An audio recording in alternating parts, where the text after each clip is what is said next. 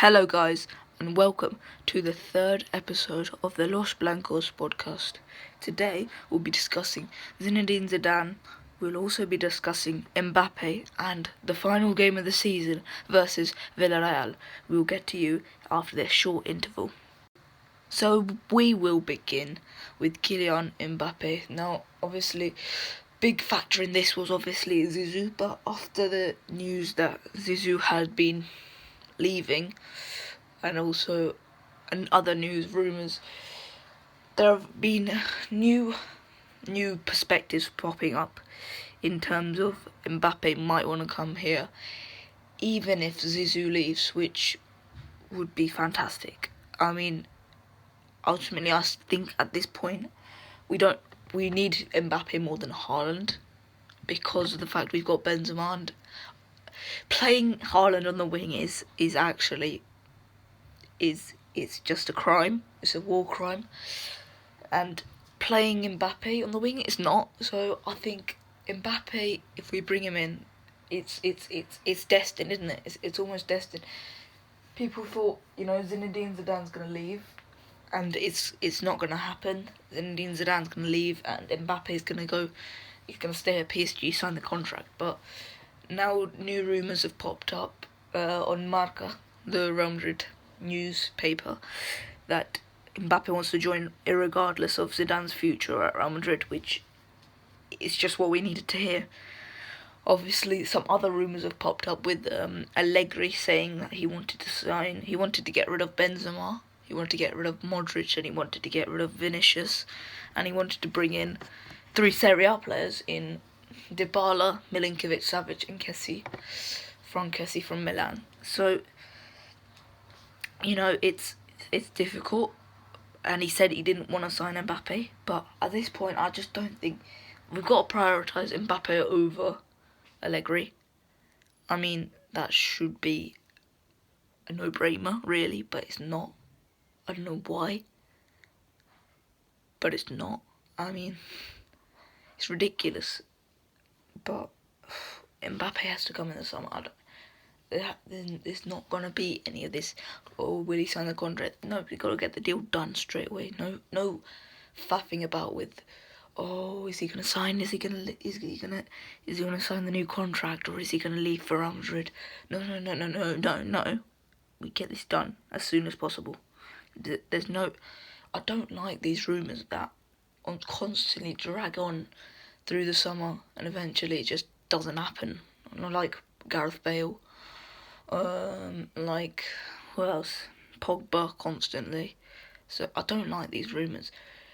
In terms of Raul, I'm sure Raul will be fine at signing Mbappe. I mean, most people would be. And I'm not sure about Joachim Low. He hasn't said anything, and he hasn't come out and saying anything. But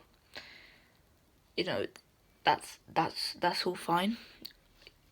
If we have to sign Mbappe in this summer. It's got to be done. I mean, the problem with our wingers being we can't get output out of them. Asensio's had points where he's been brilliant, had points where he's been non-existent. Vinicius he's just been so bad this season, so bad. Like, he's gone backwards. Rodrigo's had an injury, big injury in the middle, and he's not really had time to recover from that. That's fine. Even Hazard's been injured all season. That's not good, is it? It's not particularly great when you're looking to win La Liga. Your wingers aren't performing, and that's where if we don't win the league today, that's where we've lost the league out on the wings, because Asensio, he's a far cry from where he was like in 2017, where he was the golden boy. He was the best player. He was the best young player in world football, bar Mbappe. And that injury last year really ruined him. Really, it really did. I mean, Mbappe on the wings has to be. It's got to happen, right? And as Benzema's leaving, as he get older, we're gonna have Mbappe already. That's what we've, as Real Madrid, that's what we've struggled to do. Turn over squads, from the five times in a row. we struggled to turn over that squad from Di Stefano and Puskás to the next squad, which was the next good squad, which came in the 70s with Butorgeno, and then in the 80s, and then the next good squad, the Galacticos, and then the next good squad came the second Galacticos version 2, and then the Treepeat. So, at Real Madrid, that's what been the problem. But if we bring in Mbappe now, rather than when Benzema's starting to stop in terms of output, it's got to happen. Mbappe is the one who's going to be the main player. He's got to play in the way that Real Madrid want to play. And he's got to be the main person in the turnover of this squad, because the turnover of this squad's going to happen sometime in the near future. Ramos, Benzema, Cruz, Modric, they can't stay forever. That's unfortunate, isn't it?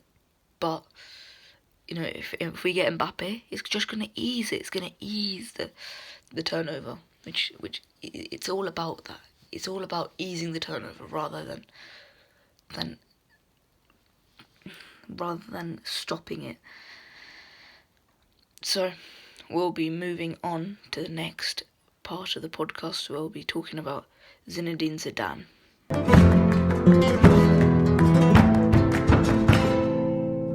Next up on the agenda, we have Zinedine Zidane. And, well, the new news has come out that he will be meeting Florentino Perez sometime next week, over his future. And this could be a formal handing in of a resignation. Now, this could also be something else. This could also be Florentino trying to convince Zizou to stay, which would be fantastic by Florentino. But it's unlikely, isn't it? It's unlikely.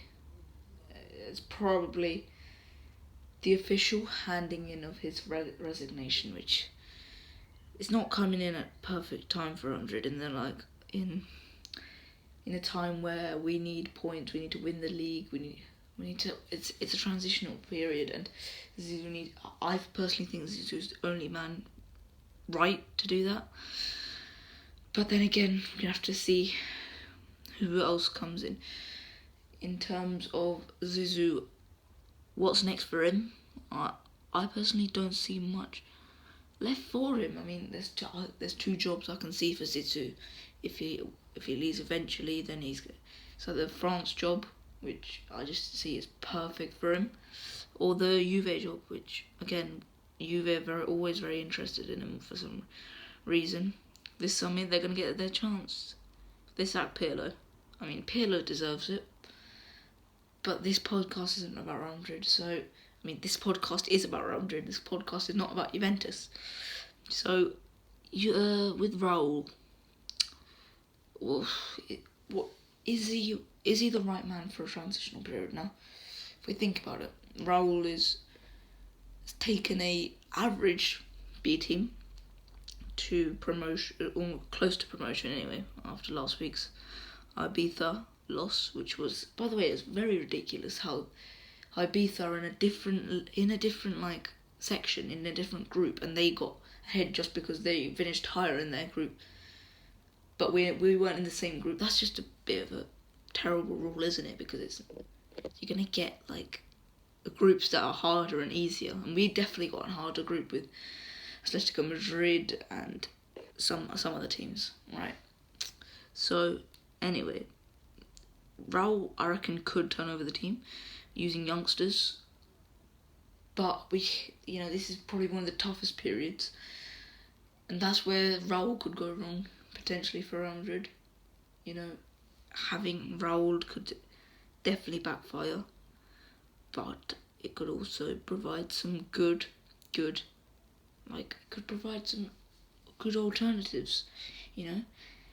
The options for manager isn't very, very, very big, is it?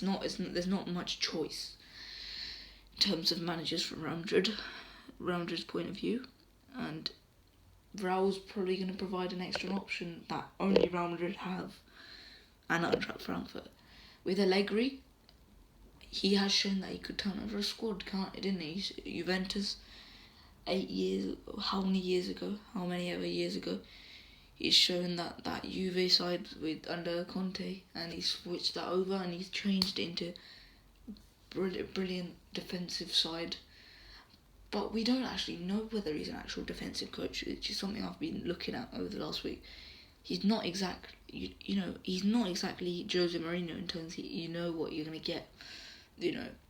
When you've got Andrea Bozzagli, Leandro Bonucci and Giorgio Chiellini, you know what you're going to get. You're going to get a defensive team. It's obvious, isn't it?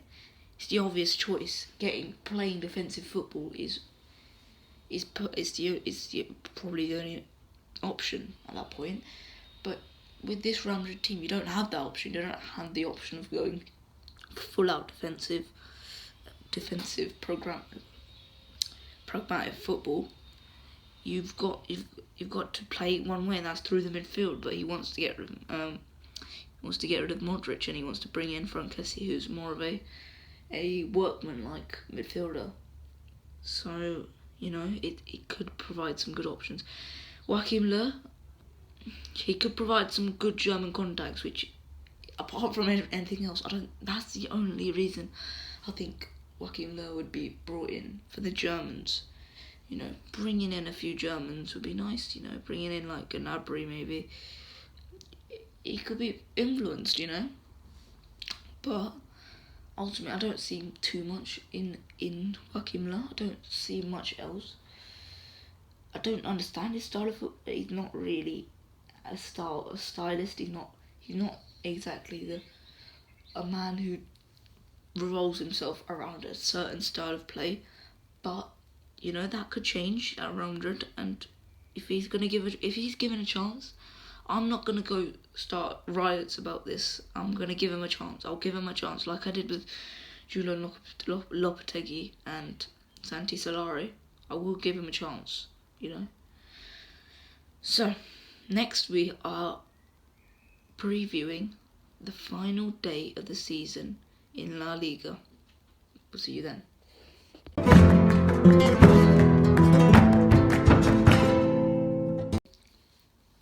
So, final day in La Liga, and it's fair to say that there is a lot on the line, isn't there? There is quite a bit on the line on this last day. Well, what can you say about the last day, Sid? I mean, it's tough, isn't it? For Real Madrid, it's not in our favour. It's in Atleti's hands, and that's not something that we like, because it's Atleti, and traditionally Atleti, they can't bottle this. They're not a bottling team. They're not a team that bottles things. They're a team that has to fight from below, but now they're on top, and that's the most difficult. That's the best situation for Atletico, and the worst situation for any other teams. In terms of who we're playing and who they're playing, we are playing Villarreal, and they are playing Valladolid, which it doesn't favour us at all, does it? At all, it doesn't favour us, and ultimately, Atletico had the advantage here. Atletico they're gonna play the way they want. They're gonna smash a goal, probably by Marcos Llorente.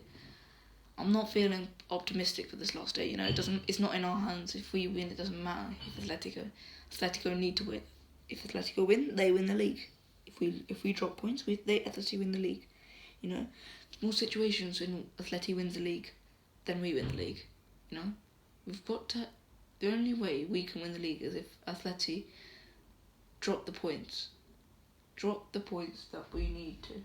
We need them to drop any points. And that's not very viable, is it? It's not going to happen, realistically. They're not going to suddenly go to the last. They're going to be fired up for this match, aren't they? They're going to be motivated. That Marcos Llorente, he's going to be extra motivated. Luis Suarez, he's going to be extra motivated.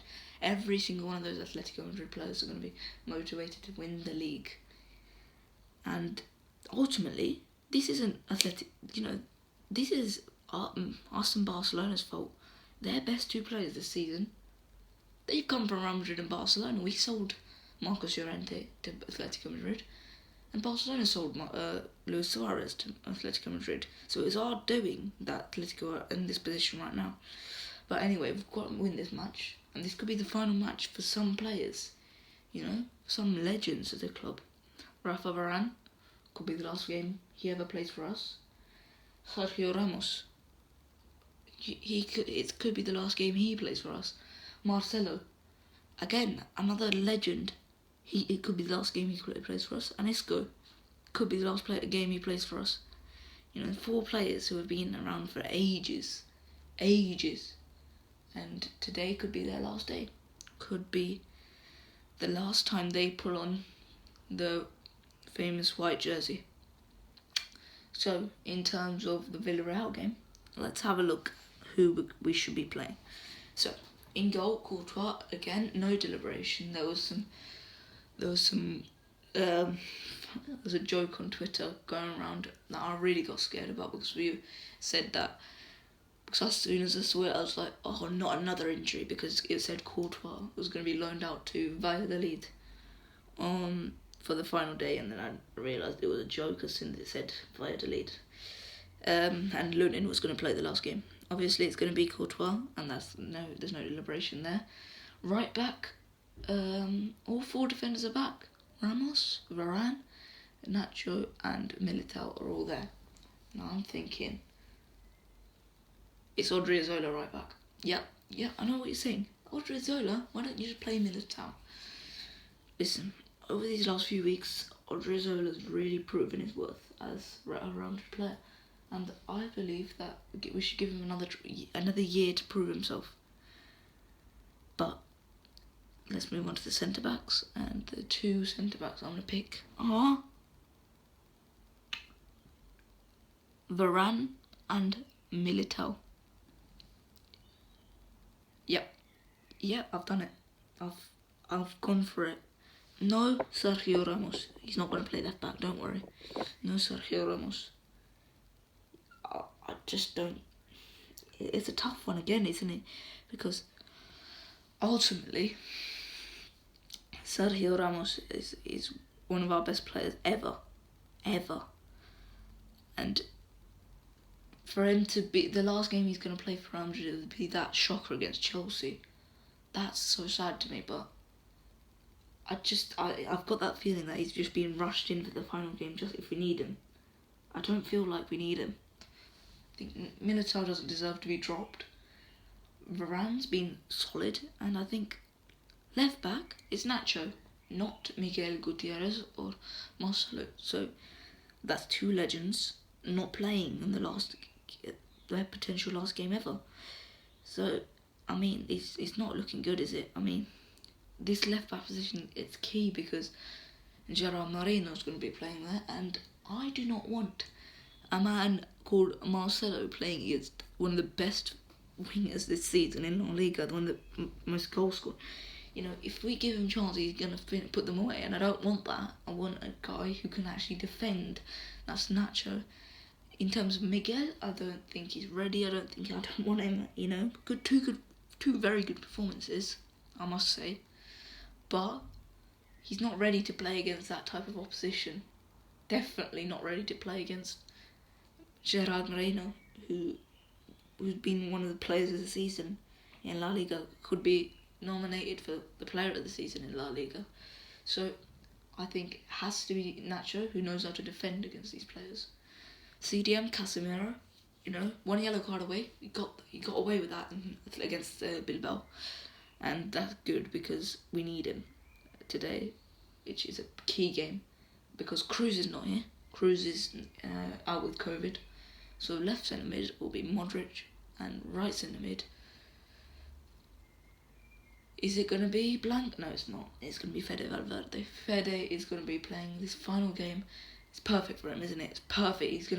It's just perfect for Fede's game because it offers a slow midfield in the Villarreal's half. This is where Villarreal can be exploited in the midfield because, yeah, sure, they've got fantastic midfielder in Dani Parejo, who's very, very good.